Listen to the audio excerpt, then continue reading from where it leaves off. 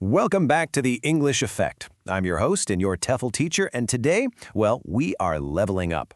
In our usual lessons, we might focus on grammar rules or everyday conversational English. But today we're exploring the really high-level, nuanced vocabulary of international diplomacy. If you've ever wanted to sound, more authoritative, professional, and composed in English, you are absolutely in the right place. So, here's a thought. How do world leaders actually disagree politely? I mean, when you have completely clashing opinions, how do you hold your ground without it turning into a shouting match? Today, we're going to use King Charles III's historic address to the U.S. Congress as our real-world textbook. By analyzing the precise words he used, along with the vocabulary the media used to cover the event, we're going to build out your advanced English vocabulary. To figure that out, here's our game plan for this explainer. First up, the art of diplomacy. Then, establishing common ground. Third, the power of polite disagreement. And finally, navigating delicate relationships. By the end of this, you are going to have a complete 10-word Diplomat's Toolkit ready to go. All right, let's dive right into Section 1, the art of diplomacy. Picture this. The King of the United Kingdom is on a high-stakes visit to the United States.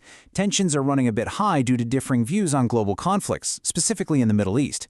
The goal here is a royal charm offensive to ease those tensions. That requires absolute precision with language, which brings us to our very first core vocabulary word, diplomacy. Now, diplomacy is a noun. It refers to the profession, activity, or skill of managing international relations, typically by a country's representatives abroad. Listen to how it sounds. Diplomacy, and our sample sentence is, the state visit relied on careful diplomacy to bridge cultural differences. In everyday spoken English, when you use the word diplomacy, you're talking about handling a delicate situation with tact without stepping on anyone's toes. So, how did the king actually kick things off? With a joke, of course. He used this brilliant, slightly whimsical quote from Oscar Wilde. We have really everything in common with America nowadays, except, of course, language. It's clever, right? It just goes to show how humor is this incredibly powerful diplomatic tool. Before you start tackling heavy geopolitical issues, a shared joke instantly breaks the ice and softens the room. That brings us to word number 2, protocol. This is also a noun. Protocol is the official procedure or system of rules governing affairs of state or diplomatic occasions. Protocol. Here's our sample sentence. Despite public demands that protocol be damned, the king maintained formal courtesy. See, right before the speech, there were public letters in media outlets like The Guardian literally urging the king to ditch the rules, saying protocol be damned, and just criticize U.S. leaders directly. But a true diplomat, they rarely drop protocol. Structure and rules actually provide a really safe framework for those difficult conversations. Okay, moving smoothly into Section 2, establishing common ground. Because here's the secret. Before you can safely disagree with someone, you kind of have to remind them of what you actually share. Enter our third word, enduring. It's an adjective that just means continuing or long-lasting. Notice the emphasis when I say it, enduring. Our sample sentence, the king praised the enduring Anglo-American ties during his historic speech. When you describe a relationship or a partnership as enduring, you're basically saying, hey, our connection is way stronger than whatever temporary argument we're having. It has survived the test of time. To really prove that enduring bond, the king leaned into what political analysts call the Anglosphere.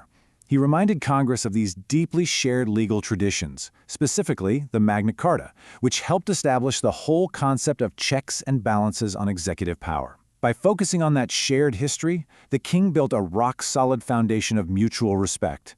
He essentially said, look at how much history we share, before he even touched on the problems of today. And that perfectly sets up word number 4, alignment. Alignment is a noun, meaning a position of agreement or alliance. Here's the sample sentence. When our two nations are in alignment, we can achieve great things. Notice how positive this word feels. The king used the concept of alignment to remind his audience of the incredible outcomes they get when they actually work together, setting a really collaborative tone. Which leads us to Section 3, where things get a bit more challenging.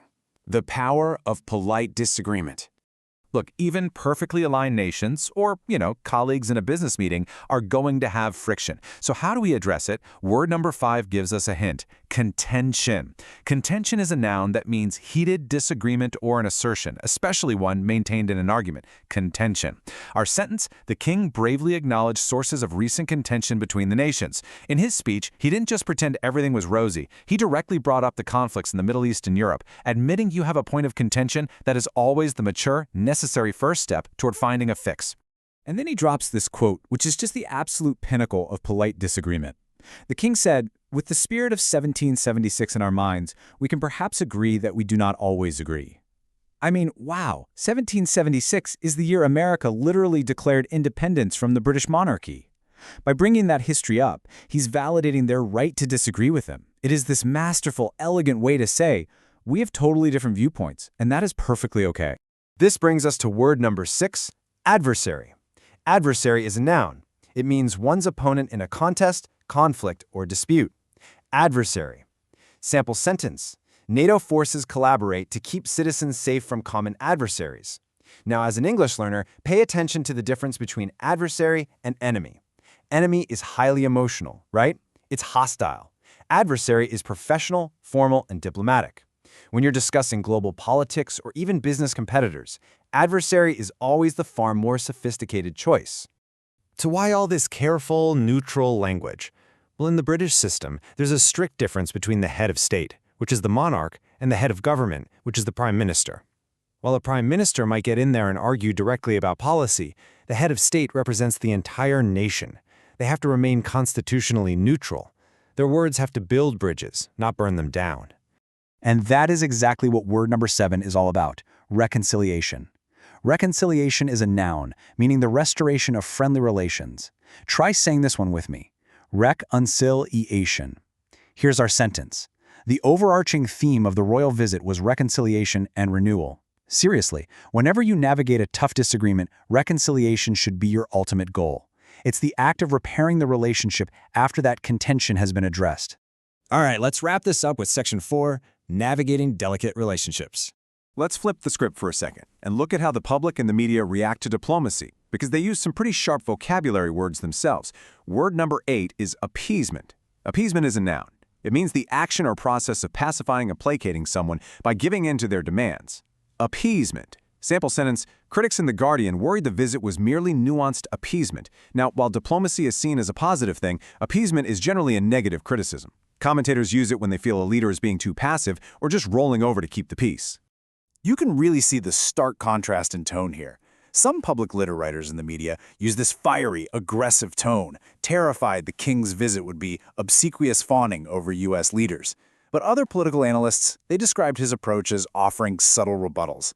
This just perfectly shows you the sheer power of tone. You can attack head-on, or you can push back with grace. Let's actually break down that advanced word we just saw. Word number 9, obsequious. It's an adjective meaning obedient or attentive to an excessive or servile degree. Obsequious. Sample sentence, the media warned against obsequious behavior when dealing with powerful leaders. Basically, it means acting like a servant, trying way too hard to please someone. Effective diplomacy? It requires holding on to your dignity, absolutely not being obsequious. Towards the end of his address, the king made this profound point. America's words carry weight and meaning. The actions of this great nation matter even more. It's a perfect example of how diplomatic speech naturally shifts into a call for action. He delivered his message with dignity, challenged his audience, and transitioned from the theoretical to the practical. Which leaves us with our 10th and final word, rebuttal. Rebuttal is a noun, meaning a refutation or contradiction. Rebuttal. Our sentence, instead of direct confrontation, the king offered subtle rebuttals. Think of a rebuttal as your counter-argument. But like the king showed us, a rebuttal doesn't have to be loud. It doesn't have to be angry. A subtle rebuttal is frankly your ultimate tool for pushing back professionally and politely. All right, let's do a quick recap of what we've learned today. Here is your Diplomat's Toolkit. Diplomacy, protocol, enduring, alignment, contention, adversary, reconciliation, appeasement, obsequious, and rebuttal. I really want you to take these for a spin, write them down, practice saying them out loud, and try swapping out basic words for these advanced terms in your next English conversation. So, I'll leave you with this final thought. How are you going to use this Diplomat's Toolkit in your next tricky conversation? Whether you're in a boardroom or just chatting with a friend, your words really do carry weight. If this explainer helped you out today, please hit that like button, share it with a fellow English learner, and don't forget to subscribe to The English Effect for more advanced vocabulary lessons. Check the description below for some extra resources too. Thanks so much for hanging out with me, and I'll catch you in the next lesson.